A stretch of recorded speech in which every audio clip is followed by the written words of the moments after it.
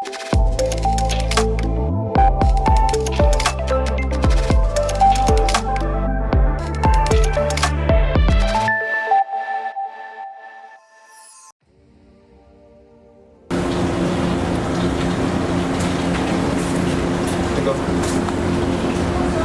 Sobat Limas, apa kabar?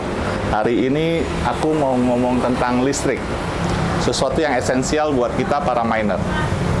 Nah, sebelumnya saya mau lihat supply dari PLN, kita akan lihat jalurnya kemana setelah ini. Ayo.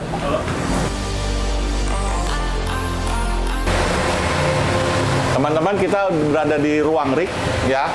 Tadi dari listrik PLN, kita arahkan itu ke power supply dulu. Ya. Nah, kebetulan saya dibagi beberapa meteran. Di sini meterannya itu 25 ampere. Jadi kalau kalian lihat di sini, coba di shoot, itu ini baru 20 ampere. Oke. Nah, kenapa saya nggak maksimalin sampai 25 ampere? Karena pada dasarnya listrik dari PLN itu 25 ampere itu cuma bisa sampai 80%. Nanti saya sebenarnya akan coba dipaksakan di 22 sampai 23 ampere. Artinya kalau kita ngomong teman-teman punya listrik di rumah 2200 volt, 2200 VA, itu sebenarnya kapasitas maksimumnya itu kurang lebih di angka 1800 sampai 2000. Gitu. Nah, setelah ini usahakan teman-teman perik itu ketika keluar dari stabilizer itu arakannya dibagi langsung ke beberapa meteran.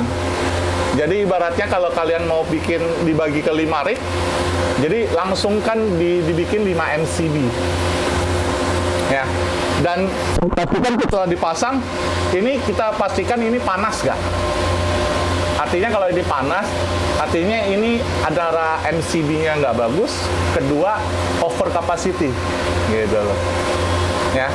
Nah, baru nanti dipecah ke 5 MCB nih.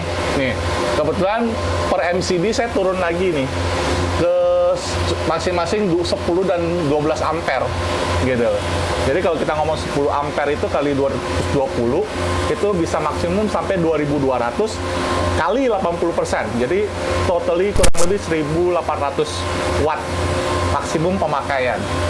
Nah, setelah itu setiap rig ini kalian usahakan bisa pantau juga wattnya secara online.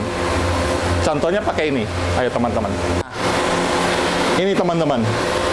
Saya pakai merek Bardi, masih banyak merek lain. Pastikan teman-teman kalau setelah punya rig, setiap rig ini kalian bisa pakai colokan ini sebelum ke mesin. Kenapa? Ini ada gunanya, ada dua. Satu, kalian bisa pantau maksimum penggunaan rig itu berapa watt, karena kalian bisa cek online. Yang kedua, kalian bisa restart jarak jauh. Contoh, teman-teman lagi ke Bali nih, kayak Koko sama Syaman ke Bali kemarin. Misalnya tiba-tiba harus troubleshooting jarak jauh. Ketika kita OC harus di restart, kita cukup pakai Bardi ini restart. Jadi kita pakai handphone, cukup. Ini udah bisa. Ya. Nah, terakhir teman-teman mengenai listrik, kalian hanya harus tetap pastikan jalur-jalur kabel ini panas nggak. Jadi kalian harus pastikan pegang. Kalau ini sampai hangat atau cenderung panas, artinya teman-teman memakai listrik wattnya tidak sesuai dengan kabelnya. Jadi kalian harus pilih kabel yang lebih besar. Mungkin teman-teman punya rig yang wattnya mungkin sekitar 1500 ke atas sampai 2000. Saya sarankan kabelnya itu minimal yang 2x4 gitu. Kalau mau 2x2,5 juga boleh, tapi saya sarankan dicek gitu loh. Karena kalau kita ngomong 2x2,5 itu untuk watt yang lebih tinggi lagi di atas 2000 kadang suka panas. Nah teman-teman, Tadi kita udah ngomong tentang listrik di jalur PLN sampai ke MCB, sampai ke mesin, dan kita ngomong tentang kabel. Nah, ngomong-ngomong soal kabel, kalian juga harus perhatikan ketika kalian sudah setup listrik ini, kalian harus rasakan. Karena kabel-kabel ini kalau yang keluaran OEM itu cenderung kalau kawatnya tipis itu cenderung panas. Jadi kalian harus belajar megang, ya. Dan kalian harus pastikan koneksi ini benar-benar ceklek. Jangan ada gapnya sedikit pun. Nah, ini yang saya mau kasih tahu. Ini saya ada dua kabel, yang satu OEM, yang satu dari bawaan dari power supply. Itu panasnya beda. Yang ini panas banget yang OEM. Yang ini malah kalau saya pegang nggak apa-apa. Tapi kalau ini saya nggak bisa pegang nih karena ini panas. Gitu loh. Jadi kalian harus benar-benar perhatikan ini.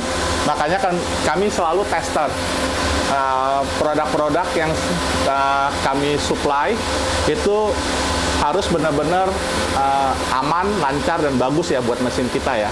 Karena mesin ini kan buat cari cuan, gitu. Nah, kalau kita lihat ini, kita lagi testing 12 VGA dalam satu ring, ya. Seri 6700 ada sekitar 10 unit. Kemudian ada seri 6600 2 unit. Ini kita pakai kombinasi riser dan riserless.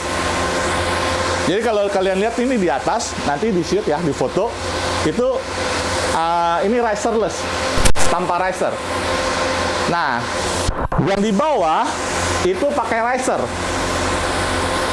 Nah, yang membedakan adalah ketika di sini cuma maksimum 8, saya harus mengorbankan 2 slot untuk splitter. Jadi 1 splitter untuk 3 VGA. Jadi total saya pakai 2 splitter. Gitu. Nah, terakhir saya tambahkan kipas. Begitu.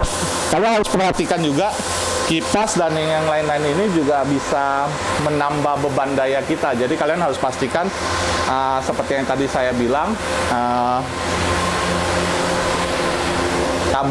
colokan ini berguna untuk ngetes real watt yang kita pakai. Jadi jangan percaya yang ditunjuk oleh Hive OS, karena biasanya 20% lebih tinggi dari Hive OS realnya. Nah, dengan ini kita bisa tes realnya itu. Nah, untuk teman-teman yang pengen lebih belajar lebih banyak, ya saya juga bisa belajar berdiskusi bersama teman-teman ya. Maksudnya teman-teman bisa diskusi bareng kita, ya bisa di channel Telegram atau bisa berkunjung ke kantor kami, kita ngobrol bareng. Ya. Thank you teman-teman Limas. Sampai ketemu lagi di episode selanjutnya.